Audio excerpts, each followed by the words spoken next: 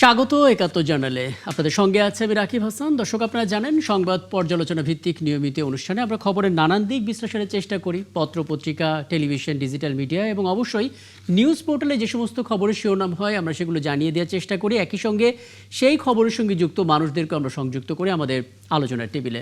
আমাদের স্টুডিওতে এবং অনলাইনে সংযুক্ত অতিথিরা সে সমস্ত খবরের গভীরে ঢোকেন এবং আমাদেরকে তাদের মূল্যবান বিশ্লেষণগুলো জানান।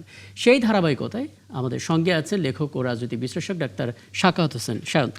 শাকাওয়াত হোসেন শায়ন্ত, আপনাকে আমন্ত্রণ জানাচ্ছি। কৃতজ্ঞতা, আপনি আমাকে সময়টা দিচ্ছেন এবং ধন্যবাদ। শুরু করার আগে কয়েকটা ধারণা দিচ্ছিলাম, আমরা এগুলো নিয়ে একটু কথা বলার চেষ্টা করব। এবং দর্শক, আপনাদেরকে আমন্ত্রণ জানাচ্ছি এবং বলে রেখে আমাদের সঙ্গে এই আলাপের বিভিন্ন পর্যায়ে ধাপে ধাপে যুক্ত হবেন অতিথিরা। অনলাইনে তাদের কথাগুলো আমরা শোনার চেষ্টা করব। আমাদের সঙ্গে ঠিক এই মুহূর্তে যুক্ত আছেন বিএনপি দলীয় সাবেক এমপি নীলোফার চৌধুরী মনি এবং আছেন জামাতের কেন্দ্রীয় নেতা এবং জামাত মনোনীত ঢাকা 18 প্রার্থী অধ্যক্ষ মোহাম্মদ আশরাফুল হক। এবং আপনাদের দুজনকে স্বাগত জানাচ্ছি, কৃতজ্ঞতা জানাচ্ছি আমাকে সময়টা দেওয়ার জন্য। আমি একটু ডাক্তার শান্ত আপনাকে দিয়ে আলাপটা শুরু করতে চাই। আজকে আমরা তারেক রহমানের যে দ্বিতীয় ধাপের নির্বাচনী যে সফর সেটা আমরা দেখছিলাম। এর আগে সিলেটে বিভিন্ন জায়গায় বক্তব্য দিতে দেখেছি এবং সেই বক্তব্যর পর এটা দ্বিতীয় ধাপের বক্তব্য। এবং দুটো জায়গায় যদি আমরা পাশাপাশি রাখি তাহলে একটা কমন কথা তিনি বলেছেন যে বিএনপিকে নিয়ে একটা ষড়যন্ত্র চলছে। এবং একটু আগে তিনি এটাও বলেছিলেন যে একটি দল আছে যারা আসলে নির্বাচন থেকে সরে যাওয়ার একটা চেষ্টা করছেন। মানে বিষয়গুলো ভেতরে কি অর্থটা খুঁজে পাচ্ছেন আসলে, ষড়যন্ত্র কারা করছে আর নির্বাচন থেকে বা সরে যাবে মানে উদ্দেশ্যটা কি? সবাই তো প্রচারণার সময় দেখায় যে মাঠে আছে, তারা বেশ দাপটের সঙ্গেই। আপনাকে ধন্যবাদ জানাচ্ছি এবং আলোচনায় মনি আপা এবং জামায়াত ইসলামের একজন নেতা আছেন এবং যারা শুনছেন সবার জন্য শুভেচ্ছা রইল। নির্বাচনে সরে যাওয়ার অভিযোগটা তারেক রহমান এই কারণে করতে পারেন যে এর আগে এনসিপির পক্ষ থেকে তারা বলেছিল যে তারা নির্বাচনে শেষ পর্যন্ত থাকবে কিনা এটি তাদের আবার ভেবে দেখার সিদ্ধান্ত নেওয়ার বিষয় আছে। সুতরাং এটা তারা সিদ্ধান্তহীনতায় ভুগছে এরকম একটা কথা বলছিল। আর জামায়াত ইসলামের পক্ষ থেকে বিভিন্ন সময় লেভেল প্লেয়িং ফিল্ড নেই, আইন শৃঙ্খলা রক্ষা পরিস্থিতি নির্বাচনের অনুকূলে নয় সহ বিভিন্ন রকমের অভিযোগ করেই যাচ্ছিল। সেই সব বিবেচনা থেকে তারেক রহমানের মনে হতে পারে যে তারা যে কোনো সময় নির্বাচন থেকে সরে গিয়ে বাংলাদেশে গণতন্ত্র উত্তরণের যে প্রক্রিয়াটা শুরু হয়েছে সেটাকে ব্যাহত করতে পারে কিনা এটা একটা সন্দেহ। কিন্তু আমার মনে হয় আসলে সেই সুযোগ কারো নাই। কারণ যদি নির্বাচন থেকে কোনো পক্ষ সরে দাঁড়ায়, সেটা যে পক্ষই হোক, তাহলে বাংলাদেশের নির্বাচন না হলে যে পরিস্থিতিটা তৈরি হবে, এই সরকার এইভাবেই তো আর রাষ্ট্র পরিচালনা করতে পারবে না। একটা গোলযোগ তৈরি হবে এবং এটা একটা গৃহযুদ্ধের দিকে যাওয়ার সম্ভাবনা তৈরি হতে পারে। সেই ক্ষেত্রে ক্ষমতার কেন্দ্রে অন্য কোনো শক্তি চলে আসবে এবং সেই শক্তি চলে আসলে বাংলাদেশের ভারতীয় আধিপত্যবাদ যেটাকে বিতাড়িত করা হয়েছে অলরেডি 24-এর অভ্যুত্থানের মাধ্যমে, সেটা আবার ফেরত হওয়ার আসার একটা ঝুঁকি তৈরি হবে। সেই ক্ষেত্রে এই বিএনপি, জামায়াত ইসলাম, এনসিপি সহ গণ অভ্যুত্থানের পক্ষের শক্তি কেউই রেহাই পাবে না। বাংলাদেশ এই মুহূর্তে যারা সরকার আছে, রাষ্ট্র পরিচালনা করছে, উপদেষ্টা পরিষদে আছেন, তারাও কেউ রেহাই পাবেন বলে আমি বিশ্বাস করি না। ফলে বাংলাদেশের নির্বাচন না হলে যে পরিস্থিতি তৈরি হবে তাতে বাংলাদেশকে এবং এই রাজনৈতিক দলগুলোকে যে খেসারত দিতে হবে সেটা দেওয়ার জন্য এরা কেউই প্রস্তুত নয় এবং কারো পক্ষে সম্ভব নয়। দেশ ক্ষতিগ্রস্ত হবে, গণতন্ত্র ক্ষতিগ্রস্ত হবে, রাজনৈতিক দল ক্ষতিগ্রস্ত হবে, গণ অভ্যুত্থানের পক্ষের শক্তিগুলো ক্ষতিগ্রস্ত হবে, এই সরকার ক্ষতিগ্রস্ত হবে। ফলে যার যত মান, অভিমান, আক্ষেপ যা কিছুই থাক, শেষ পর্যন্ত কেউ সরে যাবে এটা আমার মনে হয় না। বাংলাদেশের এভাবে নির্বাচনটা মোটামুটি সুষ্ঠু হবে এটা আমার ধারণা। প্রতিপক্ষের বিরুদ্ধে যত কথাই বলুক, টুকটাক আক্রমণও হবে, সব হবে, কিন্তু সংঘর্ষ, সহিংসতা খুব এক্সট্রিম পর্যায়ে যাবে না। সেই লাগামটা প্রধান দলগুলোই টেনে ধরবে এটা আমার ধারণা। কিন্তু নির্বাচনে যে শক্তি পরাজিত হবে তারা অতীতের মতোই কারচুপির অভিযোগ আনবে এবং তারা বলবে আমরা এবার জিততাম, আমাদের এই হতো ওই হতো, এত জোয়ার ছিল, কিন্তু আমরা আগে থেকেই বলছিলাম লেভেল প্লেয়িং ফিল্ড নেই, এটা নাই, প্রশাসন একটা দলের পক্ষ নিয়েছে, কারচুপি করে আমাদের হারানো হয়েছে। এই কথা তাদের স্ক্রিপ্ট অলরেডি মনে মনে লেখা হয়ে গেছে, এটা ধরে নিতে পারেন। এই চিত্রই আমরা দেখব। তারপরও যারা নির্বাচিত হবে, জনগণ যাদের ভোট দিবে তারা নতুন করে যে আকাঙ্ক্ষা আমাদের নতুন বাংলাদেশের সেটা বাস্তবায়নের দিকে এগিয়ে যাওয়ার চেষ্টা করবেন। সেই ক্ষেত্রে পরাজিত শক্তি যদি তখন বাধা দেয় তারা জনধিকৃত হবে বাংলাদেশে। খুব স্পষ্ট বক্তব্য, এবং আমি এই অংশটা নিয়ে নীলোফার চৌধুরী মুন্না আপনার কাছে আসতে চাই। মানে ডাক্তার সাখাওয়াত হোসেন খুব চমৎকার করে আসলে বললেন, যেরকম হয় নির্বাচনে বিজয়ী দলের এক ধরনের মন্তব্য থাকে এবং পরাজিত দলের এক ধরনের স্টেটমেন্ট থাকে, কিন্তু এবারের যে নির্বাচন সেটাকে বলা হচ্ছে একটা ঐতিহাসিক নির্বাচন হতে যাচ্ছে। কারণ 2008-এর পর একটা বিপুল সংখ্যক জনগোষ্ঠী আছেন যারা এবার ঠিক করেছেন যে তারা কেন্দ্রে যাবেন, ভোটটা দেবেন। আমরা দেখতে পাচ্ছি ফেরিতে তারেক রহমানের একটা বক্তব্য যে একটি দল নানাভাবে নির্বাচন থেকে সরে যাওয়ার পথ খুঁজছে। ওদিকে জামাতে আমির ঠিক একই দিনেই বক্তব্য দিয়েছেন যে হেরে যাওয়ার ভয়ে কেউ কেউ বাঁকা বা অন্ধকার গলির পথে চলতে পারেন। মানে সবাই ভাবছেন যে নির্বাচনে কোনো না কোনো দল হয়তো পিছু হটতে পারে। মানে সবাই তো জুলাই আন্দোলনের পক্ষের শক্তি এবং একই সঙ্গে তারা মাঠের রাজনীতিতেও ছিল। নির্বাচনের মাঠে এসে কেন আসলে এমন পাল্টাপাল্টি বক্তব্য? যদিও এর আগের বারে আমরা দেখেছিলাম বক্তব্যগুলো সবসময় এক পেশেই হতো, কিন্তু এবার যেন আমরা দেখতে পাচ্ছি উত্তাপটা একটু বেশি। ধন্যবাদ আপনাকে। যারা শুনছেন আমার শুভেচ্ছা অভিনন্দন, এবং আমার সাথে যারা আছেন সায়ন্ত সহ জামাতের সেই নেতাকে শুভেচ্ছা। দেখেন, এত কষ্টের পরে যেটা সায়ন্ত বললেন, এক্সেলেন্ট ভাবে বলছেন সায়ন্ত, যে এত কষ্টের পরে কতগুলো নির্বাচন ভণ্ডুল হওয়ার পরে বাংলাদেশ থেকে এই 17-18 বছর ধ্বংস হয়ে যাওয়ার পরে একটা নির্বাচন কাঙ্ক্ষিত লক্ষ্যে যদি পৌঁছতে না পারে, তাহলে আমরা কোথায় গিয়ে এই জাতি দাঁড়াবে আমরা জানি না। আমাদের জন্য এই মুহূর্তে একটা নির্বাচন ভীষণ ভীষণ ভীষণ ভাবে দরকার। কারণ আপনি দেখছেন যে গত 13 বছর আগে যে সরকারটা চেঞ্জ হওয়ার পরে, ফ্যাসিস্টের পতন হওয়ার পরে যারা দায়িত্ব নিয়েছেন বা নিতে বাধ্য হয়েছেন, সব দলের একটা সম্মতি ছিল, চাক্ষুষ অথবা পরোক্ষভাবে সম্মতি ছিল। তারা চেষ্টা করেছেন, কিন্তু তারা অনেক ব্যাপারেই তারা সফল হতে পারেন নাই। তো সেই সফলটা কিন্তু আসলে নির্বাচনী সরকার ছাড়া সম্ভব হয় না। অন্তত পক্ষে যে দেশগুলো গণতন্ত্রের কথা বলে, গণতন্ত্রের হয়ে কাজ করে, সেই দেশগুলোতে তো অবশ্যই না। তো বাংলাদেশের যে স্ট্রাকচার, বাংলাদেশের স্ট্রাকচারটা হচ্ছে গণতন্ত্রের জন্য, এবং বাংলাদেশের শুরু থেকেই গণতন্ত্রের জন্য বহু মানুষ রক্ত দিয়েছে, বহু মানুষ জীবন দিয়েছে, বহু মানুষ আহত হয়েছে, অনেকের পঙ্গু হয়েছে। সেই পঙ্গুত্ব বরণ করে নিয়ে কিন্তু এই দেশের গণতন্ত্রটা কখনো কখনো ঝলসে উঠেছে, কখনো আবার গণতন্ত্র নিজেই পঙ্গুত্ব বরণ করেছে। সেই গণতন্ত্রটাকে আগের জায়গায় ফিরিয়ে নেওয়ার জন্য প্রত্যেকটা দল চেষ্টা করছে এই সময়টায়। তবে আমি বলবো যে যার যার মতো চেষ্টা না করে যদি একটা এরকম একটা সরকারের চলে যাওয়ার পরে উচিত ছিল প্রত্যেকটা দলের ওই জায়গায়, যে যেমন আপনি 2 রকম কথা বললেন, যে আপনি বললেন মানে আপনি রিপিট করলেন যে এক দলের চিফ বলেছেন যে কেউ কেউ নির্বাচন থেকে সরে যাওয়ার চেষ্টা করছে। বিএনপি চিফ আমাদের নেতা জনাব তারেক রহমান সাহেব এই কথা বলেছেন। আবার অন্য একটা দল বলেছেন হেরে যাওয়ার ভয়ে। তার মানে দেখেন, হেরে যাওয়ার ভয়ে সরে যাওয়া কিংবা সরে যাওয়ার চেষ্টা, দুইটার কিন্তু কি প্রমাণ করে যে যে কোনো সময় নির্বাচনটা ভণ্ডুল হতে পারে বা ভণ্ডুল করা হতে পারে। এই জায়গায় যদি নির্বাচনের আছে মাত্র 15 দিন, এই 15 দিনের মধ্যে যদি এই ধরনের কথা শুনে এখন পর্যন্ত প্রতি 3 জন মানুষের দেখা হলে 2 জন জিজ্ঞেস করে নির্বাচনটা হবে তো, ঠিক সময় মতো হবে তো। এই যে জিজ্ঞেস করাটা, এই জিজ্ঞেস করার জন্ম কিন্তু বাংলাদেশের রাজনীতিবিদরা দিয়েছেন, এবং জিও পলিটিক্সের অনেক রকম অস্থিরতা থেকে এই জন্মটা হয়েছে।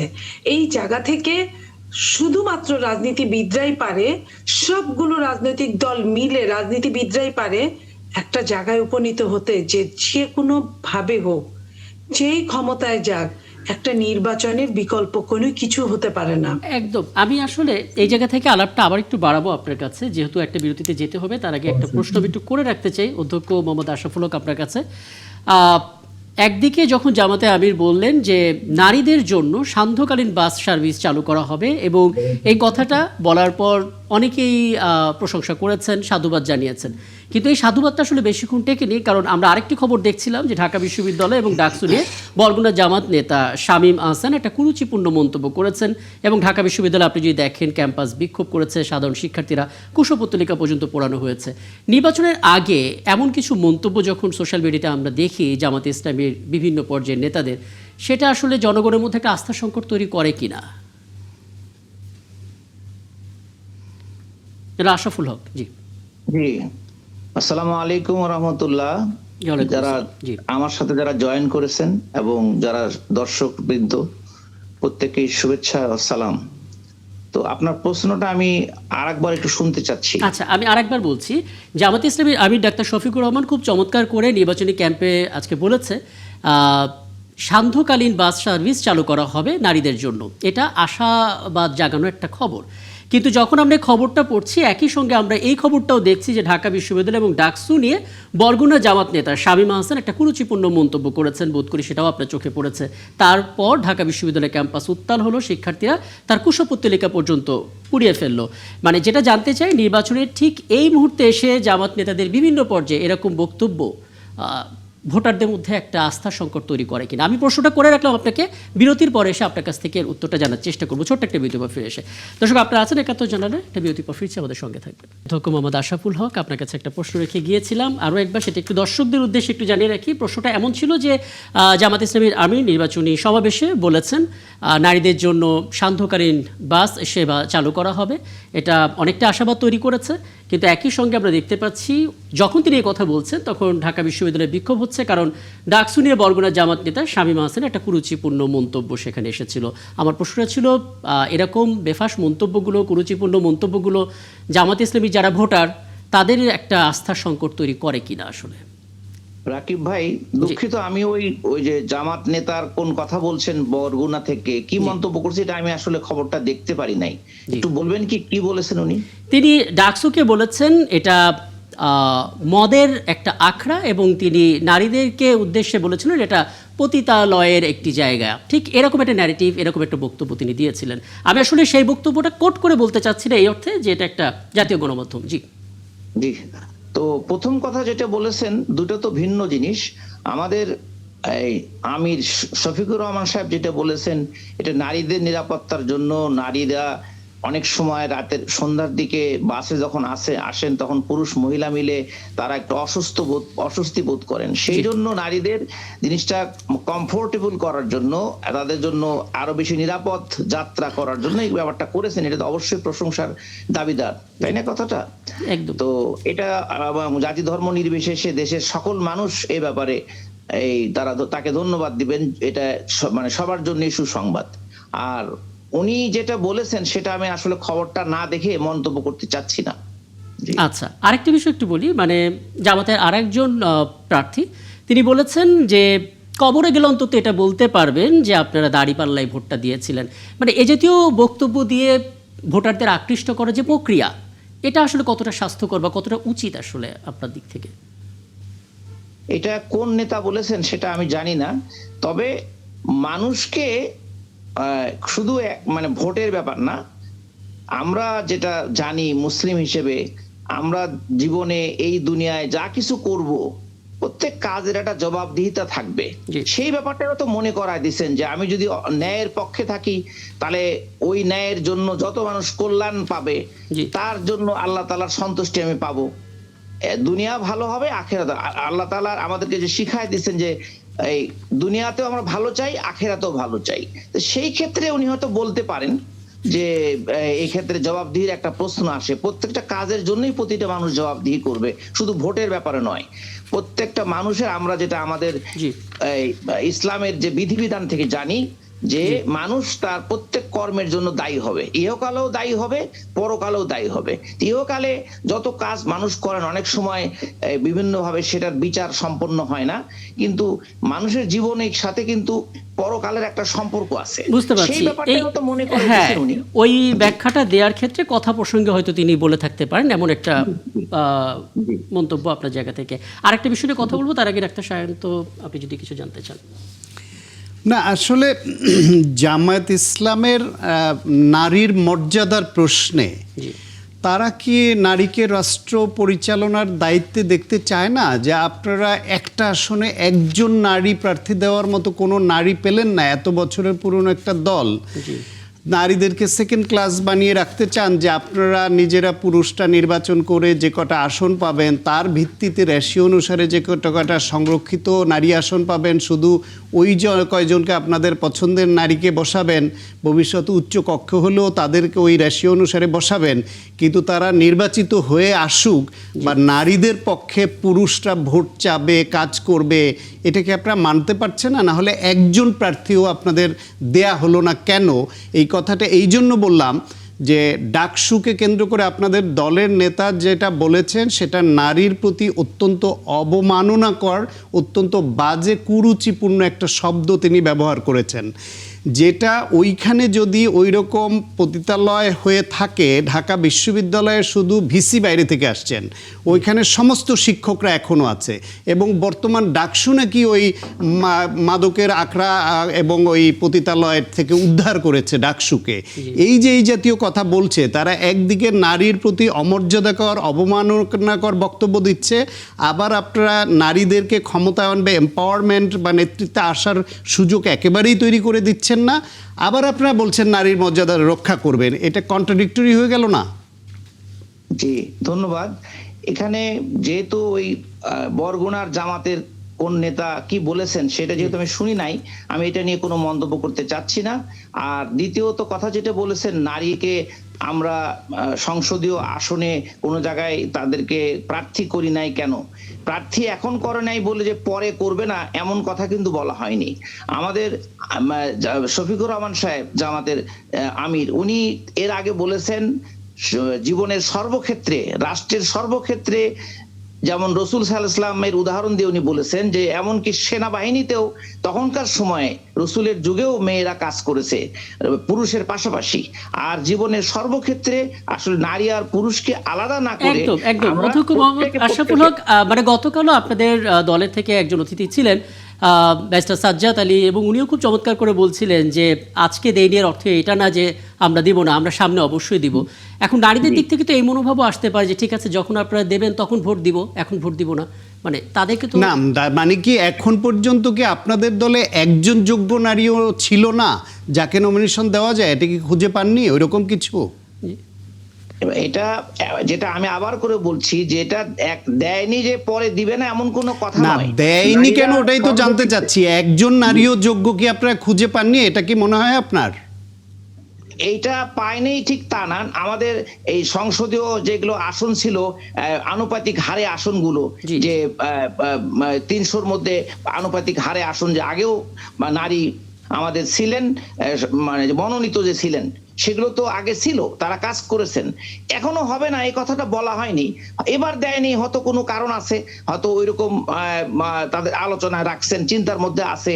ওই কারণটাই আপনি জানেন কিনা? আপনি একজন প্রার্থী এবং নেতা, আমরা এভাবে আমাদের কাছে আলোচনা হয় নাই, বলা হয় না কি কারণ। আপনার মনে কখনো প্রশ্ন জাগেনি যে আপনার দল কেন একজন নারী প্রার্থীও দেয় না?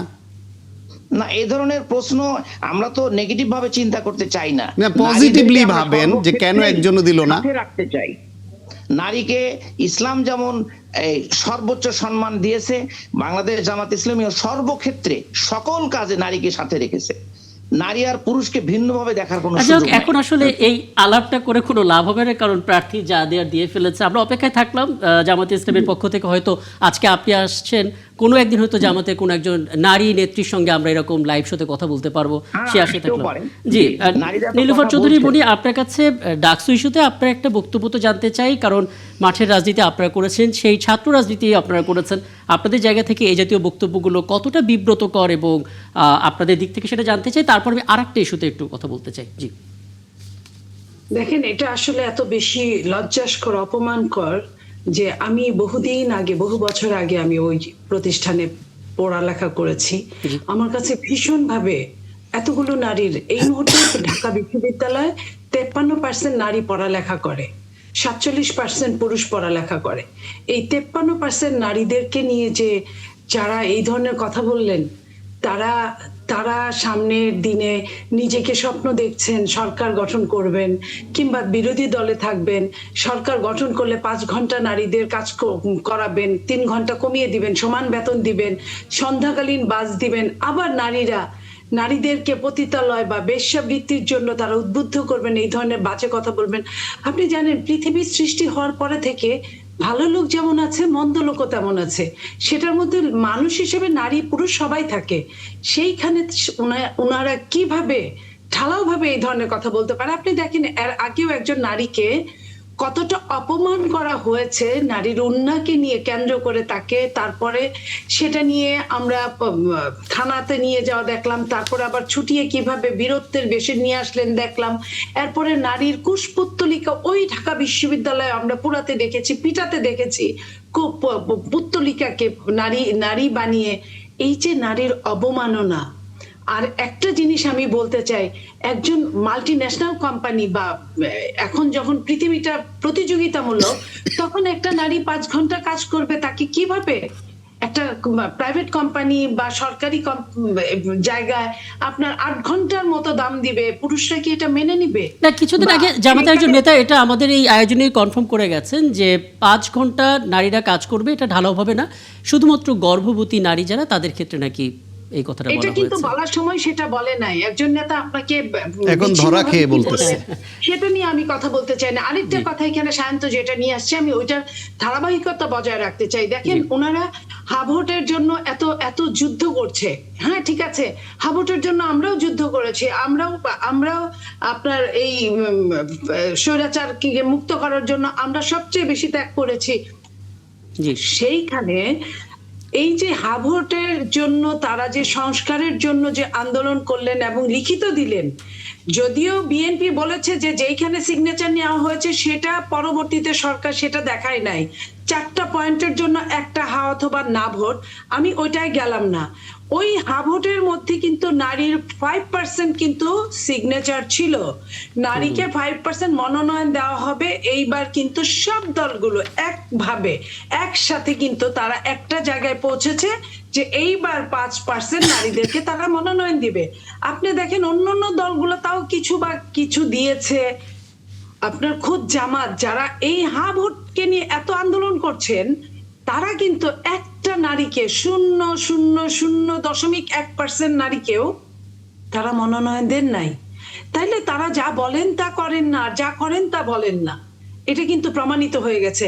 কথা ছিল এইবার ত্রয়োদশ জাতীয় সংসদে তারা 5% দিবে প্রত্যেকটা দল। একদম। আমি যদি এইখানে বলি হ্যাঁ। সবগুলো দলকে আমি বলছি, পাশাপাশি জামাতের মতো একটা দল এত নিজেকে এত কিছু তারা মনে করেন এবং তারা নির্দেশিত একটা দল, যা বলেন তা করার চেষ্টা করার জন্য বলেন তারা, তাহলে তারা এই যে অর্ধেকের বেশি ভোট নারীর, 12 কোটি সামথিং ভোট থাকলে 6 কোটির বেশি নারী ভোট, এবং আপনার এই নারীরা প্রত্যেকটা জায়গায় নারীদের একটা প্রতিনিধিত্ব একদম। আছে। আমরা যখন এখন একটা বিশেষ আয়োজন করি এই নির্বাচন উপলক্ষে ভোটের অঙ্ক, এবং এই ভোটের অঙ্কতে আমরা দেখি যখন এলাকা ভিত্তিক সংসদীয় আসনগুলো নিয়ে আলোচনা করি, প্রায় প্রতিটা আসনেই 1000 বা 2000 ডিফারেন্স থাকে নারী আর পুরুষ ভোটারের। তার মানে বোঝা যাচ্ছে যে প্রত্যেকটি জায়গায় কোনো আমরা উপজেলায় দেখেছি, জেলায় দেখেছি, পুরুষের চাইতে নারী ভোটারের সংখ্যাটা বেশি। আমি আসলে এই আলাপটা এখানেই রাখি, আরও কিছু বিষয় আছে এবং অধ্যক্ষ আশরাফুল হক, আপনাকে আসলে এই সমস্ত বিষয়গুলো বারবার আলোচনা আনা হয়, কারণ জুলাই যে অভ্যুত্থানের কথা বলা হয় সেই সময় রাজপথে নারীদের অংশগ্রহণ ছিল চোখে পড়ার মতো। আমরা অনেক নারীকে শহীদ হতে দেখেছি, রক্তাক্ত হতে দেখেছি। কাজেই তারা যেহেতু রাজনৈতিকভাবে সচেতন এবং আপনাদের মতো রাজনৈতিক দল যারা একটা দীর্ঘ সময় ধরে রাজনীতি করছেন জামাত ইসলামীর নামে, সেখানে কেন নারী নেতৃত্ব নাই, বারবার আসলে এই কারণে এই প্রশ্নটা উঠছে। আর এই ফাঁকে বলে রাখি, ডাকসু নিয়ে যিনি বিরূপ মন্তব্য করেছিলেন বরগুনা জামাত নেতা শামীম আহসান, পুরোজীবন মন্তব্য যিনি করেছেন, পরবর্তীতে তিনি দুঃখ প্রকাশ করেছেন এবং সেই দুঃখ প্রকাশের খবরটাও নিশ্চয়ই আমরা প্রচার করেছি। আমি আরেকটা বিষয় একটু ডাক্তার শান্ত আপনাকে দিয়ে শুরু করতে চাই, তারপর ধাপে ধাপে সবার কাছে আসবো। সেটা হচ্ছে 24শে জানুয়ারি একটা ঘটনা ঘটেছিল। সেই দিন আমরা দেখতে পেলাম দার্জিলিংয়ে বাংলাদেশে নিযুক্ত ভারতের সাবেক হাই কমিশনার হর্ষবর্ধন শ্রিংলা তিনি বলেছেন যে যদি বাংলাদেশে অবাধ সুষ্ঠু নির্বাচন না হয়, কারচুপি হয়, তাহলেই কেবল জামাত ইসলামী জিততে পারে, এছাড়া তাদের জেতার কোনো সম্ভাবনা নেই। পরে তারা বলেছে এই অন্তর্বর্তী সরকার মানুষের নির্বাচিত যেহেতু না, সোজা কথায় বলা যায় তারা দখলদার, এমন মন্তব্য তিনি করেছেন। প্রথমত কূটনৈতিক যেই পরিবেশ, যে নর্ম, সেই দিক থেকে আসলে ব্যাখ্যা করলে এটা কি তিনি করতে পারেন কিনা? প্রথমত হলো, ভারতের এই মতামতের বিশেষ কোনো গুরুত্ব আমরা দিতে চাই না। বাংলাদেশে ভারত 16 বছর ধরে একটা ফ্যাসিবাদ কে এইখানে কায়েম রেখেছিল। তারা বিনা ভোটে, রাতের ভোটে বা আমিডামি ভোটে একটা অগণতান্ত্রিক ফ্যাসিবাদী শক্তিকে লালন পালন করেছে শুধু নিজেদের স্বার্থে। ভারত তারা বাংলাদেশের গণতন্ত্রকে ধ্বংস করেছে। তাদের মুখে বাংলাদেশের নির্বাচনে কি হবে না হবে এই সবক আমরা শুনতে রাজি না। কিন্তু তিনি একজন নাগরিক হিসেবে প্রতিবেশী দেশের, এটা তিনি বলেছেন, এটা তার ব্যক্তিগত মতামত। সেটা নিয়ে আবার জামাতের বিরুদ্ধে গেছে, জামাত রিয়াকশন দিবে, সেটাও জামাতের ব্যাপার। কিন্তু জামাতের যে মানে নানান রকমের যে ডুয়েল ক্যারেক্টার, আপনি দেখবেন, সংক্ষেপে বলি, একবার বলে ভারতের কাছে তারা কোনো কিছুতেই ধর্ণা দেয় না, আবার একবার বলেন ভারতের সঙ্গে তাদের বৈঠক হয়েছে, সেটা ভারতীয় কর্তৃপক্ষ গোপন রাখতে বলেছিল বলে সেই জানুয়ারির বৈঠকে এই পর্যন্ত গোপন রেখেছিলেন, গত বছরের জানুয়ারি থেকে। আবার এখানে বলেন ভারতের, দেখেন জাতীয় দিবসে তারা সেখানে আবার সাধারণ সম্পাদক পর্যন্ত, সেক্রেটারি জেনারেল পর্যন্ত তারা দেখা করতে গিয়ে ওইখানে আবার লিয়াজো রক্ষা করেন। একদিকে মানুষের কাছে ভোট চাইতে গিয়ে বলেন যে আল্লাহর আইন কায়েম করবে, শরিয়া আইন কায়েম করবে, বেহেশতের টিকিট বিক্রি করে। আবার খ্রিস্টান সম্প্রদায়ের প্রতিনিধিরা দেখা করলে বলে শরিয়া আইন কায়েম হবে না, প্রচলিত আইনেই তারা দেশ চালাবে। বিদেশিদের সঙ্গে দেখা করতে গেলে তখন আবার বলে প্রচলিত আইনে। এই যে দ্বিমুখী নীতি, যে যেখানে যেটা দরকার সেখানে সেটা বলা, সেই ইন্ডিয়ার সঙ্গে তারা একই কারবার করছে। ধর্ণা দিতে যাচ্ছে, গোপন বৈঠক করতে যাচ্ছে, আবার তখন ভালো লাগে, আবার ইন্ডিয়ার কোনো অংশ যখন তাদের বিষয়ে মন্তব্য করছে তখন আবার সেটার বিরুদ্ধে দাঁড়াচ্ছে। যদি বিরুদ্ধে দাঁড়াতে হয় তাদের অন্যায্য সবগুলোর বিরুদ্ধে দাঁড়ান, আবার যদি পক্ষে দাঁড়াতে হয় সেটাও দাঁড়ান, স্পষ্ট করেন। কিন্তু ওই যে মনিয়াপা যেটা বললেন, তারা যা বলে তা করে না, যা করে তা মনে পোষণ করে না। মানে তাদের ভাবনা, কাজ এবং প্রকাশ কোনো কিছুর সঙ্গে কোনো মিল নাই বলেই তাদেরকে এই জোটে আসার আগে এই এনসিপি নিয়ে তাদেরকে বলছি, তাদের জামাত ইসলামকে নিয়ে বলেছিল ধর্মীয় ফ্যাসিবাদ এবং মুনাফেক। আর তাদের সঙ্গে আরেক সঙ্গী যারা এই জোট থেকে বেরিয়ে গেছে, ইসলামী আন্দোলন বাংলাদেশ, তার মুফতি ফয়জুল করিম সাহেব আবার বের হয়ে যাওয়ার পরে বলেছে জামাত একটা মুনাফেকের দল, কারণ তারা যা বলে তা করে না। একদিকে শরিয়া আইনের কথা এইখানে বলে, আবার বিদেশিদের কাছে বলে করব না। একদিকে তারা নারী প্রসঙ্গে বলে যে নারী নেতৃত্ব ইসলামী কায়েম করবে, আবার নারীদের সঙ্গে তারা খোলামেলা আচরণ, মেলামেশা করে। এই যে পয়েন্টগুলো বলে এগুলো নিয়ে আসি অধ্যক্ষ আশরাফুল হকের কাছে। অধ্যক্ষ আশরাফুল হক, আপনি বোধহয় খুব চমৎকার করে এটার ব্যাখ্যা দিতে পারবেন। আপনার কাছ থেকে সেই ব্যাখ্যাটা একটু জানবো এবং পরবর্তী নীলুফা চৌধুরী মুনি আপনার কাছেও আসবো। অধ্যক্ষ আশরাফুল হক, একটু বলবেন, মানে দুটো ঘটনা যদি আমরা পাশাপাশি সাজাই, আমরা প্রথমত দেখতে পেলাম 23 তারিখে একটা ঘটনা ঘটলো। সেদিন হচ্ছে নয়াদিল্লিতে প্রকাশ্যে শেখ হাসিনা বক্তব্য প্রচার করেছিল দেশটি, ভারতে। আবার তার পর দিন অর্থাৎ 24 তারিখে সকালে হর্ষবর্ধন শৃঙ্খলা এই মন্তব্যটা করেছে যে যদি এটা কারচুপি হয় তাহলে কেবল জামাত জিততে পারবে। আবার ঠিক 24 তারিখে সন্ধ্যার সময় আমরা দেখতে পেলাম জামাতের সেক্রেটারি জেনারেল গোলাম পরোয়ার এবং কেন্দ্রীয় নির্বাহী পরিষদের সদস্য মোহাম্মদ মোবারক হোসেন বেশ হাস্যোজ্জ্বল মুখে আসলে সেই প্রজাতন্ত্র দিবসে আনুষ্ঠানিকতায় গেলেন। আমরা প্রণয় ভর্মা এবং সয়স্ট্রিক তিনি ছিলেন, তার সঙ্গে কুশল বিনিময় করতে দেখলাম।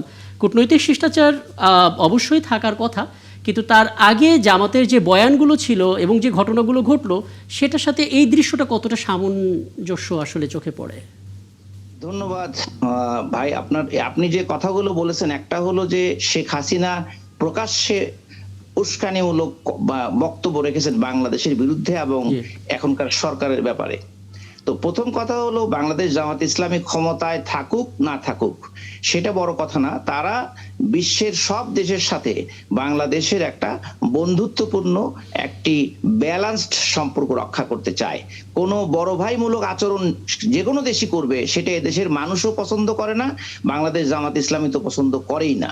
তো সেক্ষেত্রে ওনারা, শেখ হাসিনা যেখানে আমাদের এখানে আদালতে অলরেডি দোষী সাব্যস্ত হয়েছেন, সাজাপ্রাপ্ত, তো ওনাদের দায়িত্ব ছিল যে প্রতিবেশী দেশের সাথে সম্পর্ক সুন্দর রাখার জন্য শেখ হাসিনাকে বাংলাদেশে ফেরত দেওয়া।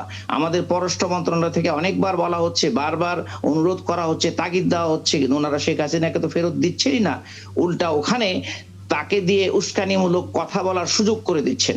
এটা অবশ্যই সৎ প্রতিবেশী সুলভ আচরণ নয়। হ্যাঁ, এই কন্টেস্টটা বুঝলাম। তারপরের অংশ হর্ষবর্ধন শ্রীংলা। দ্বিতীয়ত যেটা হলো বললেন আপনার হর্ষবর্ধন শ্রীংলা, উনি যে কথা বলেছেন, উনি আসলে এখনকার সরকার এবং উনি সরকারের পক্ষ থেকে দায়িত্বশীল একটা ব্যক্তি। উনি বলেছেন যে ভোটে জামাত জিততে পারবে না, যদি জিতে তাহলে এটা কারচুপি করলেই জিতবে, কারচুপি করেছে। এগুলো ওনার মনের কথা, ওনার বানানো কথা। মূল কথা হলো উনি চান না, বা এই সরকার, এখনকার সরকার যে ভারতীয় এখনকার যে ক্ষমতাসীন সরকার, তারা চান না জামাত ইসলামী ক্ষমতায় আসুক। ওই কথাটাই উনি ওনার মুখ দিয়ে তার প্রতিক্রিয়া স্বরূপ এই কথাগুলো বের হয়েছে। ওনার, আমরা যেটা মনে করি। আচ্ছা, এই দুটো বিষয় আপনি স্পষ্ট করেছেন, মানে কেন তারা শেখ হাসিনার বক্তব্যটা প্রচার করেছে এবং কেন হর্ষবর্ধন শ্রীংলা এই কথা বলেছেন, দুটোই স্পষ্ট। কিন্তু মুশকিল হচ্ছে জামাত ইসলামী এই স্পষ্ট ব্যাপারটা নিয়ে তাৎক্ষণিকভাবে কোনো প্রতিক্রিয়া না জানিয়ে তারা দেখলাম যে আসলে সেই দিনই 24শে জানুয়ারি সন্ধ্যায় প্রজাতন্ত্র দিবসে হাজির হলেন। মানে এটা বাংলাদেশ জামাত ইসলামী অন্যায়ের প্রতিবাদ করবে, কিন্তু একটি দেশের কোনো একটা বিষয়ে মানে শুভেচ্ছা জানানো, কল্যাণ কামনা করা, এটা তো ওটার সাথে সংশ্লিষ্ট বিষয় না। আমরা তো, ভারত আমাদের প্রতিবেশী দেশ, এটা শত শত বছর ধরে এই দুই দেশের অধিবাসীরা শান্তিপূর্ণ জীবনযাপন করেছে। এখানে সমস্যাটা ভারতের জনতার সাথে আমাদের কোনো সমস্যা নাই। আমাদের সমস্যা হলো এখনকার যে ক্ষমতাসীন সরকার, তারা যদি কোনো অন্যায় কথা বলে সেটার বিরোধিতা করে। কিন্তু একটা দেশের প্রজাতন্ত্র দিবসকে আমরা তো মানে ভালো শুভেচ্ছা মন্তব্য করতেই পারি, এটার সাথে ওটা তো কোনো ক্ল্যাশ করছে না। আমরা ওটাকে যেমন নিন্দা করব, আবার এই পাশের দেশের সাথে আমাদের সম্পর্ক একটি স্বাভাবিক ভারসাম্যপূর্ণ সম্পর্ক থাকবে, এটাও আমরা কামনা করি। সেজন্য ওনারা ওই প্রজাতন্ত্র দিবসে গেছেন। বুঝতে পারছি, আমি মনে করি। হ্যাঁ, নীলুফা চৌধুরী মনি, এটা আসলে জামাত ইসলামী তাদের ভারসাম্যপূর্ণ রাজনীতি বলতে যাচ্ছেন। আপনার কাছে কি ভারসাম্যপূর্ণ মনে হচ্ছে, নাকি কি বলবেন? দেখেন, ভারসাম্যপূর্ণ তখনই মনে হতো যদি শহীদ জিয়া রহমানের ভাষায় বলতেন যে বিদেশে আমাদের প্রভু নাই, বন্ধু আছে। যদি বলতেন যে আপনার পররাষ্ট্র নীতির যে মূলধারা যে শত্রুতার জায়গা শত্রুতা, আপনার সম্পর্কের জায়গা সম্পর্ক, সেটা তো তারা করেন নাই। তারা কখনোই স্বীকার করেন নাই তারা পাশের দেশের সাথে দেখা করেছেন, কথা বলেছেন, মিটিং করেছেন। যখন রয়টার্সে আসলো যে প্রথম যে জামাত আমাদের সাথে দেখা করেছেন, তখন তারা স্বীকার করতে বাধ্য হলেন। আপনার নিশ্চয়ই মনে আছে। আরেকটা জিনিস আমি বলি, এই সরকার চেঞ্জের পরে আওয়ামী লীগ যখন পালিয়ে গেল, তার কিছুদিন পরেই কিন্তু জামাত প্রথম বলেছিল আওয়ামী লীগকে ক্ষমা করে দিলাম। এইটার কিন্তু আওয়ামী লীগ কিন্তু জামাতের কাছে কোনো অকেশনালি ক্ষমা চান নাই, অথবা ভারতের সাথে আমাদের নীতিগত কোনো দ্বন্দ্ব নাই।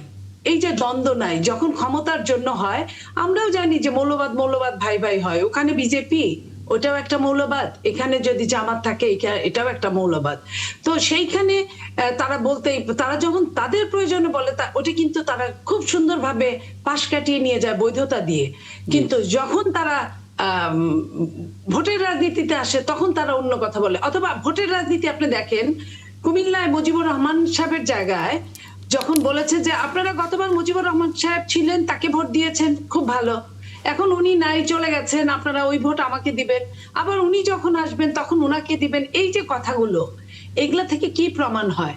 এই কথাগুলো থেকে প্রমাণ হয় যে তারা তাদের স্বার্থের জন্য পৃথিবীর সবকিছু করতে পারেন। তারা যেমন স্বার্থের জন্য, নাম হলো জামাতে ইসলাম নাম দিয়ে রাজনীতি করতে পারেন, এবং ইসলাম নাম দিয়ে তারা পূজা মণ্ডপে উঠে গীতা পাঠ করতে পারেন, আবার ইসলাম নাম দিয়ে হিন্দুকে মনোনয়ন দিতে পারেন, আবার ইসলাম নাম দিয়ে কিন্তু আপনার বলতে পারেন যে শরিয়া আইন চলবে। আবার যখন তারা বিধর্মীর সাথে চলেন, তখন বলেন যে আমরা শরিয়া আইন থেকে সরে আসলাম। অথবা তাদের লোগো চেঞ্জ করে তারা আল্লাহর নাম তুলে দিতে পারে। এখানে নীলুফা চৌধুরী বলি, যদি আপনার এই জায়গাটাতে, মানে তারা যে কথাটা বলছে এক ধরনের, এবং এই বয়ানগুলো তারা যখন পরিবর্তন করছে, তাদের দিক থেকে এই বক্তব্যটা হচ্ছে তারা ভারসাম্যপূর্ণতা বজায় রাখছে। এখন যেটা ভারসাম্যপূর্ণতা বলে না, আপনি যখন আপনার চরম শত্রু ভোটটা নিতে আপনার ভালো লাগছে, অথবা শত্রুকে আপনি মামলা দিচ্ছেন না, শত্রুর বাড়িতে আপনি বাজার পাঠিয়ে দিচ্ছেন, আবার শত্রুর রাজনৈতিক দলটাকে আপনি কি বলে স্থগিত করছেন বা নিষিদ্ধ করার জন্য আপনি আন্দোলন করছেন। এটা কি কি বলে যে সর্প হইয়া একদম দংশন একদম করো, আপনি উঠা অনেকগুলো হইয়া পয়েন্ট পড়ো। বলেছেন, এটা তো সেগুলো ঠিক না। সেগুলো আমার কাছে নোট করা আছে এবং আমি জানি ডাক্তার শাকাত হোসেন শান্ত তার কাছেও বেশ কিছু বিষয় আছে যেগুলো আসলে তিনি জানতে চাইবেন।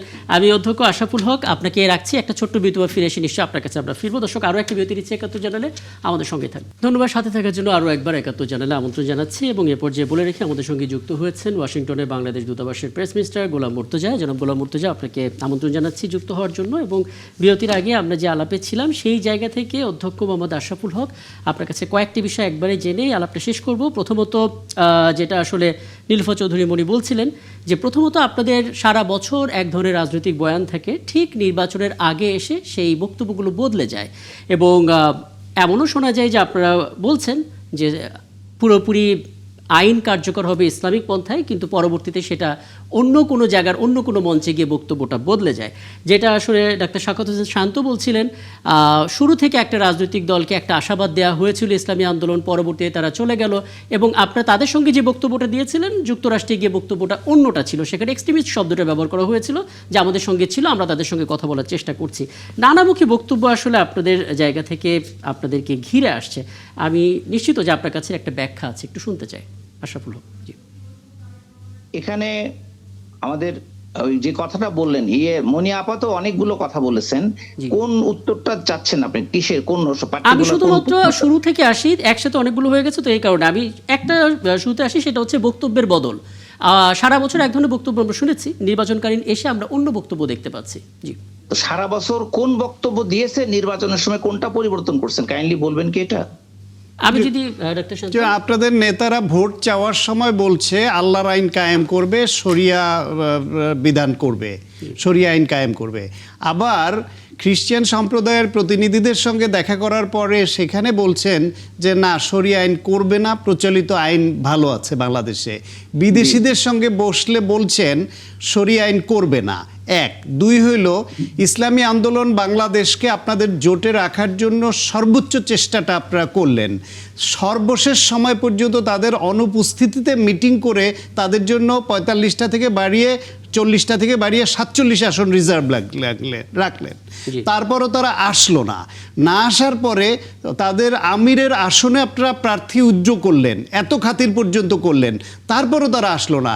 না আসাতে এখন বলছেন যে আমেরিকার এক কূটনীতিক বলছে যে তোমাদের সঙ্গে এক্সট্রিমিজমে বিশ্বাসী এরকম একটা রাজনৈতিক দল আছে, সেই জন্য তাদেরকে ত্যাগ করেছেন। এই যে এক এক সময় এক এক কথা বলা, এটা রাজনৈতিক নীতি নৈতিকতার প্রশ্ন আপনার কাছে গ্রহণযোগ্য মনে হয়? জি, এটা আশরাফুল। দুটো বিষয় আপনি বলেছেন। একটা হলো যে বাংলাদেশ জামাত ইসলামী কখন বলেছিল যে আমরা শরিয়া আইন চালু করব, এটা কি বলবেন কাইন্ডলি? এই সময় ভোট চাইতে গিয়ে আপনাদের প্রার্থীরা ঘরে ঘরে বলছে, প্রচুর রিপোর্ট আছে, প্রচুর ভিডিও আছে। না, একটা শুরু থেকে তো একটা স্লোগান ছিল যে আল্লাহর আইন চাই, সত্যকে শাসন চাই। কোনদিনই জামাত ইসলামী এটা বলে নাই যে আমরা বাংলাদেশে শরিয়া আইন চালু করব, এটা বলে নাই। আপনাদের প্রার্থীরা বলেছে, প্রচুর ভিডিও, না, বক্তব্য, রিপোর্ট আছে। প্রার্থীরাও মানে মানুষদেরকে বলেছে যে কথাগুলো, সেটা হলো মানুষকে বলছে যে আমরা কল্যাণমূলক একটি কল্যাণ রাষ্ট্র করতে চাই, ইনসাফের সমাজ গড়তে চাই, এই কথাটা বলেছে। এখন যে অংশগুলো একটা শরিয়া আইন চালু করার অনেকগুলো প্রি কন্ডিশন আছে, সেই কন্ডিশন যখন পূরণ হবে, এদেশের মানুষ যখন চাবে যে হ্যাঁ শরিয়া আইন আমাদের জন্য কল্যাণকর, মানুষ যখন মত দিবে তখনই সেটা হবে। বাংলাদেশ জামাত ইসলামী কোনো কিছুই চাপায় দেওয়ার পক্ষ নয়। মানুষদেরকে প্রথমে বুঝাবে কিসে কল্যাণ কিসে অকল্যাণ, তারপরে যদি এদেশের মানুষ বলে যে আমরা এই আইনটা চাই, তখন সেটা করবে। কিন্তু ফরমালি কোনোদিন বলে নাই। আচ্ছা, আমার হাতে আরেকটা বিষয় আছে, সেদিকে যাব। তার আগে এই অংশটা যদি স্পষ্ট করে দেন, যেটা আসলে ডাক্তার শান্ত বললেন এবং যেটা আজকেও ইসলামী আন্দোলন বাংলাদেশের যিনি আমির তিনি অভিযোগ করেছেন আপনাদের নামের বিরুদ্ধে এক্সট্রিমিস্ট শব্দটা ব্যবহার করা। বাংলাদেশ জামাত ইসলামী এই মানে যে ইসলামী আন্দোলন যে চরমনাই, ওনাদের সাথে মানে সুন্দর মানে একটি ঐক্যবদ্ধভাবে কাজ করার জন্য আগেও চেষ্টা করেছে এবং সর্বশেষ পর্যন্ত চেষ্টা করেছে। এখনো আমাদের দরজা আমাদের জামাত ইসলামের আমির ওনারা দায়িত্বশীল পর্যায়ে কেউ বন্ধ করেননি। উনি যেখানে ওনারা যত কথাই বলুক যে এটার মাঝখানে এই দুই মানে ইসলামী আন্দোলন এবং জামাতের মধ্যে যতই ভাঙন ধরানোর চেষ্টা করুক, বাংলাদেশ জামাত ইসলাম আমির বলেছে ওনাদেরকে আমরা ভাই বলেছি, এই ভাই যাদেরকে বলেছি তাদেরকে আমরা বুকে রাখতে চাই, এই কথাটা উনি বলেছেন। আর ওনাদের সাথে সুন্দর সম্পর্ক রেখে ওনারাও ইসলামের একটা জীবন চায়, বাংলাদেশ জামাত ইসলামী একটা সুন্দর ইনসাফপূর্ণ একটি ন্যায়ভিত্তিক সমাজ ব্যবস্থা চায়। তো এটা মতের কোনো পার্থক্য নাই। না আশরাফ ভাই, ওনারা হয়তো কোনো কারণে সরি আপনাকে একটু একটা জিনিস মনে করিয়ে দেই। এই কিছুদিন আগেই ইসলামী আন্দোলনের মুফতি ফয়জুল করিম সাহেব বললেন জামায়াত মুনাফিক, এটা বলছেন জোট থেকে বেরোনোর পরে। আর কালকেই আপনাদের সাবেক নায়েবে আমির বললেন যে ইসলামী আন্দোলন আমাদের সঙ্গে ছিল, এই জন্য আমেরিকান এক কূটনীতিক বলছে এক্সট্রিমিস্ট একটা পার্টি আপনাদের সঙ্গে আছে, এই জন্য তাদেরকে আমরা ত্যাগ করেছি। তো এই দুইটা কি ভাই ভাই সম্পর্কের একটা প্রকাশ ঘটালো আপনার মনে হয়? আমাদের আমির উনি গতকালও বলেছেন যে আমরা ওনাদেরকে ভাই ডেকেছি, ভাই হিসেবেই থাকতে চাই। এখন মাঝখানে কোন দেশের কূটনীতি কি মন্তব্য করেছেন সে দায়িত্ব তো আমাদের জামাতের আমিরের না। আপনাদের সাবেক নায়েবে আমির আজ কালকে বলছেন যে আমেরিকা এটা বলছে, আর আপনি যাকে ভাই বলছেন আপনার ভাই আপনাকে মুনাফিক বলছে। এটা উনি কি মনে করে বলেছেন সে দায়িত্বটা তো আমাদের না, বা সেই ব্যাখ্যাও তো উনি দিয়েছেন। আচ্ছা, বুঝতে পারছি। তাহলে এই জায়গাটাতে এসে আমরা আলাপটা থামেই, কারণ হাতে আরো দুটো বিষয় রয়েছে এবং আমি যেহেতু গোলাম মুর্তজাকে পেয়েছি আমি সেই দুটো বিষয় একটু ঢুকতে চাই এবং অনুরোধ করবো ডাক্তার শাকত হোসেন সায়ন্ত এবং নীলোফা চৌধুরী মনি, আপনারাও এই আলোচনায় আছেন, আপনাদের জায়গা থেকে নিশ্চয়ই এই বিষয়ে কোনো প্রশ্ন থাকলে করতে পারেন। জনাব গোলাম মুর্তজা, আমরা গেল কয়েকদিনের যদি পরিসংখ্যান নিয়ে আমরা দেখলাম বাংলাদেশের নির্বাচন নিয়ে নানামুখী তথ্য আসছে, খবর আসছে এবং সেগুলো উদ্বেগও তৈরি করছে। যেমন ওয়াশিংটন পোস্টের খবরটা নিশ্চয়ই আপনার চোখে পড়েছে এবং সেখানে বলা হচ্ছে যে বাংলাদেশের জামাতে ইসলামীর একটা সম্ভাবনা আমেরিকা টের পেয়ে তাদেরকে সাপোর্ট করছে, গোপনে বৈঠক করছে, কূটনীতিকদের ফোন রেকর্ড ব্যবহার করে নানা রকমের তথ্যগুলো রেফারেন্স হিসেবে তারা ব্যবহার করার চেষ্টা করেছে।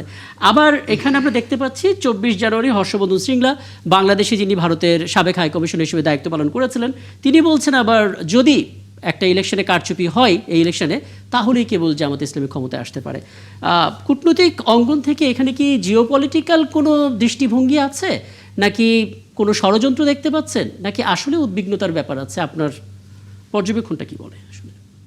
ধন্যবাদ আপনাকে এবং যারা এখানে উপস্থিত আছেন তাদের সবাইকে শুভেচ্ছা। প্রথমত কথা, বাংলাদেশের নির্বাচন যত এগিয়ে আসছে ততই এক ধরনের কনফিউশন, সংশয় বা সন্দেহ তৈরি করার একটা চেষ্টা চলছে। আমি খুব পরিষ্কার করে বলি, আমি যুক্তরাষ্ট্রের ওয়াশিংটন ডিসি থেকে কথা বলছি। এখানকার যারা আছেন, যাদেরকে গুরুত্বপূর্ণ ভাবা হয়, মনে করা হয়, যারা বাংলাদেশ বিষয়ে অবগত, তারা বা তাদের ভেতরে বাংলাদেশের নির্বাচন নিয়ে 12ই ফেব্রুয়ারি একটি নির্বাচন অনুষ্ঠিত হবে, সেই নির্বাচনটি যে অনুষ্ঠিত হবে এটা নিয়ে কোনো সন্দেহ বা কোনো রকমের কোনো সংশয় নাই। তারা খুব নিশ্চিত করে জানেন যে বাংলাদেশের 12ই ফেব্রুয়ারিতে একটি নির্বাচন অনুষ্ঠিত হবে। তাদের যে জায়গাটাতে কনসার্ন সেটি হচ্ছে নির্বাচনটি সুষ্ঠু হতে হবে, নির্বাচনটি গ্রহণযোগ্য হতে হবে, নির্বাচনটি নিরপেক্ষভাবে অনুষ্ঠিত হতে হবে। এবং সরকারের জায়গা থেকে সর্বশেষ জাতীয় নিরাপত্তা উপদেষ্টা যখন ওয়াশিংটন ডিসি সফর করলেন, যুক্তরাষ্ট্র সফর করলেন, সেখানে যুক্তরাষ্ট্র সরকারের খুব গুরুত্বপূর্ণ কর্মকর্তাদের সঙ্গে আলোচনা হয়েছে, খুবই গুরুত্বপূর্ণ কর্মকর্তাদের সঙ্গে আলোচনা হয়েছে। তাদের একজনের সঙ্গে বাণিজ্য বিষয়ে যিনি দেখেন, একজনের সঙ্গে তারেক রহমান এবং ডক্টর শফিক জামাতের আমির, দুইজনেরও কথা হয়েছে পরবর্তীতে। এই যে গুরুত্বপূর্ণ, আমি নাম উল্লেখ না করে বলছি, যে গুরুত্বপূর্ণ যাদের সঙ্গে বাংলাদেশের আলোচনা হয়েছে তারা পরিষ্কার করে বাংলাদেশে একটি সুষ্ঠু, গ্রহণযোগ্য, নিরপেক্ষ পরিবেশে নির্বাচন অনুষ্ঠিত হোক এটা দেখতে চেয়েছেন এবং তারা খুবই কনফিডেন্ট যে বাংলাদেশে এইভাবে একটা নির্বাচন অনুষ্ঠিত হবে। কোন দল নির্বাচনে অংশ নিল, কোন দল নির্বাচনে অংশ নিল না, কোন দল নির্বাচনের বাইরে থাকলো, এটা যুক্তরাষ্ট্র সরকারের আলোচনার বিষয়বস্তু নয়। এটা নিয়ে তাদের কোনো মাথা ব্যথা নাই। তারা সম্পূর্ণরূপে বাংলাদেশের অন্তর্বর্তীকালীন সরকারের উপরে আস্থাশীল যে তারা একটি সুষ্ঠু, গ্রহণযোগ্য নির্বাচন করবে। আমি কোনো দেশের নাম উল্লেখ করে বলছি, পৃথিবীতে বর্তমান সময়ে এসে একটি মাত্র দেশ, যে দেশটি বাংলাদেশে একটি সুষ্ঠু গ্রহণযোগ্য নির্বাচন হোক, সেই নির্বাচনের মধ্য দিয়ে বাংলাদেশ একটি গণতন্ত্রের পথে যাত্রা করুক, সেটা তারা চায় না। সেটা তারা না চাওয়ার ক্ষেত্রে সরাসরি যেহেতু তাদের পক্ষে এটা এই জায়গাটিতে কোনো সমস্যা তৈরি করার সুযোগ নেই, জি, সেই কারণে তারা পলাতক ফ্যাসিস্ট আওয়ামী লীগকে ব্যবহার করছে। এই যে পলাতক শেখ হাসিনা বা পলাতক একদল আওয়ামী লীগ নেতা, মানবতা বিরোধী অপরাধী একদল নেতা, তাদের কেউ কেউ শাস্তিপ্রাপ্ত, তাদেরকে যে আপনারা একটি জায়গায় দেখছেন, তাদেরকে যে আপনারা উত্তেজনাপূর্ণ বক্তব্য দিতে দেখছেন, এই বক্তব্যের সঙ্গে বা এই বক্তব্য নিয়ে পৃথিবীর কোনো দেশের মানুষ চিন্তিত নয়, কোনো দেশের কূটনীতিকরা চিন্তিত নয়। এই যে বক্তব্যটা শেখ হাসিনা যে বক্তব্যটা দিয়েছে, এই ইস্যুটা নিয়ে আমার আলাদা করে আপনার কাছে জানতে চাইবার আছে। আমি এই অংশে শুধুমাত্র ওয়াশিংটন পোস্ট নিয়ে একটু আপনার কাছ থেকে পরিষ্কার দরকার ছিল, এবং সেই জায়গাটা নিশ্চয় আপনি করেছেন। নীলোফার চৌধুরী বলি, ওয়াশিংটন পোস্ট নিয়ে যে বক্তব্যটা দেখছেন সেটা একজন কূটনীতিকের বক্তব্য। সেইখানে তিনি তার মতামত ব্যক্ত করেছেন অফ দ্য রেকর্ডের কোনো আলোচনা, সেটা গণমাধ্যমেই আসা উচিত নয়। যেটা ফাঁস যারা করেছেন তারা সাংবাদিকতার নীতিমালা বা সাংবাদিকতার এথিক্যাল জায়গার লঙ্ঘন করেছেন, এবং এটা এমন কোনো গুরুত্বপূর্ণ আলোচনা সেখানে ছিল যার পরিপ্রেক্ষিতে বাংলাদেশের নির্বাচন নিয়ে প্রশ্ন উঠতে পারে, সেরকম কোনো কিছু সেখানে ছিল না। একটু বিষয় একটু আপনাকে যেহেতু পেয়েছি, আপনি ওয়াশিংটনে আছেন বেশ অনেক দিন হলো, একজন কূটনীতিক ঢাকায় বসে ঘরোয়া আলোচনায় একটা মন্তব্য করেছেন, সেটাকে বড় ইস্যু করে এমন একটা আবহ তৈরি করা হচ্ছে যে আমেরিকা জামাতের পক্ষে। আপনি ওইখানের প্রশাসনের রিফ্লেকশনে কি দেখেন, বা আমেরিকা কি কোনো নির্বাচনে আদৌ কোনো দলের পক্ষে অবস্থান নেওয়া, পক্ষপাতিত্ব করা বা ফেভার করে এটা করে, বা এইবার ওইরকম কিছু মনে হয়? দেখেন, এখানে দুটি আলোচনা আছে। একটি আলোচনা সাধারণ লেভেলে, যে আমেরিকা এই করলো সেই করলো, অমুকের সাথে কথা বললো, তমুকের সাথে আলোচনা করলো, এটা সাধারণ লেভেলে আলোচনার একটি ব্যাপার। আর আমি যেহেতু সরকারের দূতাবাসে আছি, এবং দূতাবাসে থাকার কারণে আমরা যেহেতু যুক্তরাষ্ট্র সরকারের, ওয়াশিংটন ডিসি যুক্তরাষ্ট্র সরকারের প্রশাসনের বাংলাদেশ বিষয়ে যারা গুরুত্বপূর্ণ ব্যক্তিত্ব, তাদের সঙ্গে আমাদের প্রতিনিয়ত যোগাযোগ হয়, মিটিং হয়, আলোচনা হয়, এবং সেখানে তাদের বক্তব্যে আজকে পর্যন্ত কোনো রকম কোনো এই ধরনের ইঙ্গিতপূর্ণ কথা, অমুক দলকে পছন্দ করি, তমুক দলকে পছন্দ করি না, অমুক দল ক্ষমতায় আসলে সুবিধা হবে, অমুক দল ক্ষমতায় আসলে সুবিধা হবে না, এই কেন্দ্রিক কোনো আলোচনা এদের মধ্যে নাই। এমনকি এই যে পলাতক যে দলটির কথা বলা হচ্ছে, এই দলটি নিয়ে তারা একটি শব্দ উচ্চারণ করে না যে তারা নির্বাচনে অংশ নিবে কি নিবে না। আমি কিন্তু মনে হয় যে এরকমটা তো আসলে বক্তব্য ওইভাবে আসার কথাও না, যেটা আমি আসলে গোলাম মুর্তজার কাছ থেকে একটু স্পষ্ট না। আমি একটু নীলোফার চৌধুরী মনে আপনার শেষ মন্তব্যটা একটু নিয়ে নিতে চাই, কারণ গত পরশুদিন আমরা দেখেছি বিএনপি মহাসচিব মির্জা ফখরুল ইসলাম আলমগীর তিনি বলেছেন বিষয়টা পরিষ্কার করতে হবে যে আদৌ এরকম কিছু ঘটেছে কিনা। বিএনপি কি এখন পর্যন্ত পুরো বিষয়টা পরিষ্কার হতে পেরেছে, এবং এখন যে বক্তব্যটা শুনলেন সেখান থেকেও কি হতে পেরেছে? দেখেন, ষড়যন্ত্র সবসময় চলে, পৃথিবীর সব জায়গায় ষড়যন্ত্র চলে। ষড়যন্ত্রকে ভেদ করেই নির্দিষ্ট লক্ষ্যে পৌঁছতে হয়। আমরা মনে করি যে বিএনপি খুব তাড়াতাড়ি এটা সম্পর্কে খুলাসা করবে।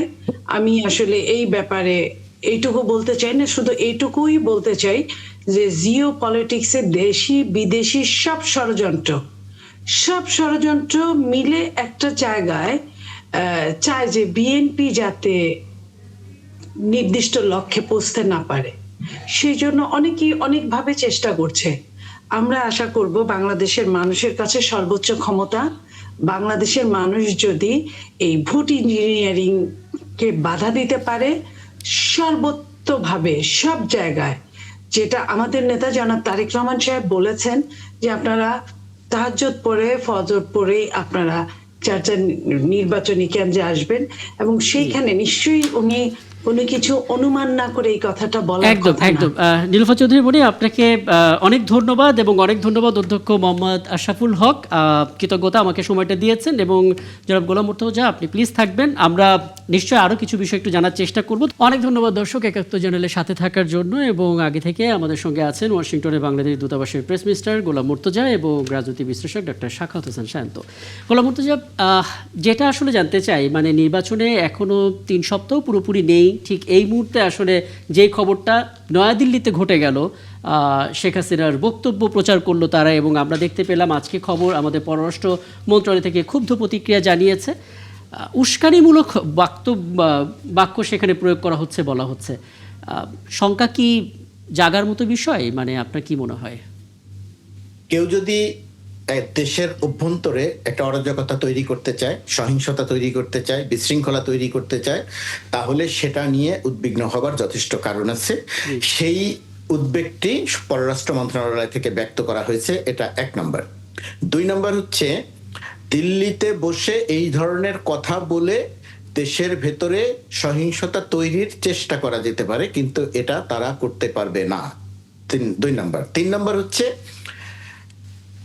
দেশের অভ্যন্তরে অরাজকতা তৈরির জন্য একটা শক্তিকে ব্যবহার করতে হচ্ছে, এবং এই যে সহিংসতা তৈরি করা, উস্কানি দেয়া মূলক যে বক্তব্য, সেই বক্তব্যটি দেওয়ার ক্ষেত্রে তাদেরকে ব্যবহার করা হচ্ছে। এই বক্তব্যের মধ্য দিয়ে আওয়ামী লীগের রাজনীতি কোনো পরিণতি পাবে না, আওয়ামী লীগের রাজনীতির কোনো প্রচার বা প্রসারও ঘটবে না। আওয়ামী লীগ একটা শক্তির ক্রিয়ানক হিসেবে ব্যবহৃত হচ্ছে, তাদেরকে ব্যবহার করা হচ্ছে। তারা যখন ক্ষমতায় ছিল, যেহেতু তাদেরকে ব্যবহার করে যা ইচ্ছে তাই করানো যেত, জি হুজুর মানসিকতা নিয়ে যেহেতু তারা দেশ চালাতো, সেই জায়গাটি যেহেতু এখন পরিবর্তন হয়ে গেছে, এখন যারা ক্ষমতায় আছেন, ভবিষ্যতে যারা আসবেন, তারা যে আর ওই প্রক্রিয়ায় দেশ চালাবেন না, জি হুজুর বলবেন না, যা বলবেন তাতেই সম্মতি দেবেন না, সেটা তারা মানতে পারছে না। মানতে না পারার কারণেই আওয়ামী লীগের বুঝতে পারছি। সবশেষ যদি ছোট করে একটু বলেন, এই যে আমরা এই যে আমরা বিভিন্ন সময় আমাদের দেশের পক্ষ থেকে যে উদ্বেগ প্রকাশ করি, ক্ষুব্ধ প্রকাশ করি, আমরা তাদের হাই কমিশনকে আমাদের দেশে এনে আমরা আমাদের প্রতিক্রিয়া জানাই, আদৌ এগুলো আসলে সেই দেশে কোনো প্রভাব ফেলে কিনা, তারা গুরুত্ব দেয় কিনা আমাদের উদ্বেগটা? না, এর গুরুত্ব দিল কি না দিল সেটা আলাদা বিষয়। এটি হচ্ছে কূটনৈতিক রীতিনীতি। বাংলাদেশ নিয়ম মাফিক, এথিক্যালি কূটনৈতিক রীতিনীতি মেনে যেভাবে প্রতিক্রিয়া ব্যক্ত করতে হয় সেইভাবে প্রতিক্রিয়া ব্যক্ত করে। বাংলাদেশ কিন্তু মণিপুর বা ত্রিপুরা বা অন্য কোনো জায়গার বিচ্ছিন্নতাবাদী কোনো দলের নেতাকে ঢাকায় কথা বলার সুযোগ দেয় না। বাংলাদেশ রাষ্ট্রদূতকে ডেকে জানায় যে এই ঘটনার পরিপ্রেক্ষিতে আমরা উদ্বিগ্ন, এই কাজটি ঠিক নয়, তোমরা এই কাজটি থেকে বিরত থাকো। তারা শুনলো কি না শুনলো, শুনবে কি শুনবে না, সেটা তাদের কূটনৈতিক রীতি। আমাদের রীতি বন্ধুত্বের রীতি, আমরা বন্ধুত্ব করতে চাই, কিন্তু এর অর্থ এই নয় যে একদম সময়টা শেষ। কিন্তু আমি আসলে যে বক্তব্যটা জানতে চেয়েছিলাম সেটা খুব চমৎকারভাবে আপনি দিয়েছেন, এবং ডাক্তার শান্ত, আসলে সময় থাকলে আলাপটা দীর্ঘ করতাম। আমরা আসলে এটাই বোঝার চেষ্টা করছিলাম যে বাংলাদেশ আসলে তাদের জায়গা থেকে যে ক্ষুব্ধ বার্তা দিয়েছে, যে প্রতিক্রিয়া জানিয়েছে, তার ফলাফলটা আসলে কি, এবং এটা আসলে আমরা আমাদের কূটনৈতিক শিষ্টাচারটাই কেবল পালন করছি, এবং মানুষ আসলে সেই উদ্বিগ্নতার পথে যাবে না, সেই জায়গাটাই আসলে কাম্য, এর বাইরে তো আসলে কিছু বলার নেই।